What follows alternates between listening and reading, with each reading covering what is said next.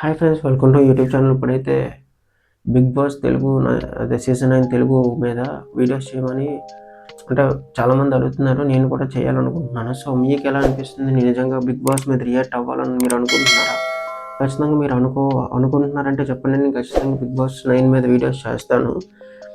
అంటే నేను ఎప్పుడు పెద్దగా ఇది పట్టించుకోను, ఎందుకంటే నేను చూస్తాను, బిగ్ బాస్ చూస్తాను. బట్ మీకు నేను చేయొచ్చా లేదని మీరు చెప్తే దాన్ని బట్టి నేను చెయ్యాలా వద్దా అనేది ఫస్ట్ నేను అర్థం చేసుకుని దాన్ని బట్టి నేను వీడియో చేయడానికి ట్రై చేస్తాను.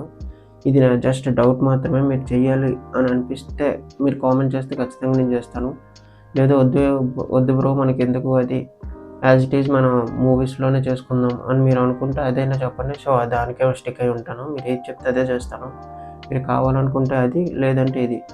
కానీ దిస్ వీక్ ఎలిమినేటెడ్ కంటెస్టెంట్స్ కొంచెం అంటే ఆల్మోస్ట్ ఎండింగ్కి వచ్చేసింది కాబట్టి కొంచెం చాలా యాంగ్జైటీ ఉంది అందరికీ. సో ఖచ్చితంగా చేస్తే మన ఛానల్కి మంచిది అనుకుని మీరు కామెంట్ చేయండి. మంచిదైతే నేను ఖచ్చితంగా చేస్తాను.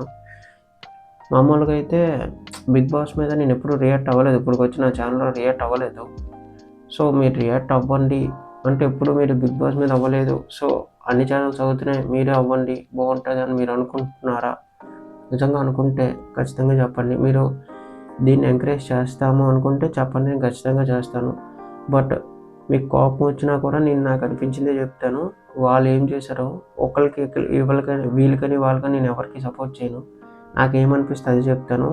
ఒకవేళ మీకు అది నచ్చకపోవచ్చు, కానీ అబద్ధం అయితే చెప్పకూడదు కదా. వీళ్ళకి ఇప్పుడు సోషల్ మీడియాలో మనకు కొన్ని తెలుస్తూ ఉంటాయి. సో దాన్ని బట్టి ఇతనే విన్నారని మనకు ముందే తెలిసినా కూడా అతన్నే సపోర్ట్ చేసి మనం చూసారా మన ఛానల్లో ఇదే చెప్పాం కాబట్టి ఇదే అయిందని చెప్పడం మనకి రాదు.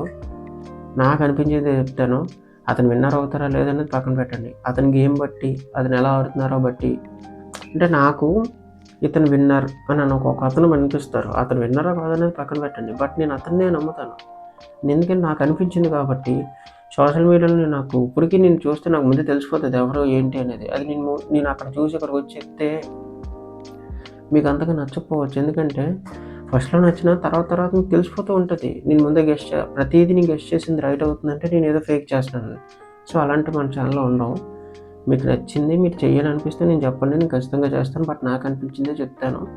మీకు కోపం వచ్చినా కూడా నేను నాకు అనిపించిందే చెప్తాను. అప్పుడే మీరు తర్వాత అర్థం చేసుకుంటారు. సో అందుకని మీకు చేయాలంటే చెప్పండి, అప్పుడే చేస్తాను. అప్పటివరకు నా ఛానల్ సబ్స్క్రైబ్ చేసుకొని లైక్ చేయండి, షేర్ చేయండి, కామెంట్ చేయండి.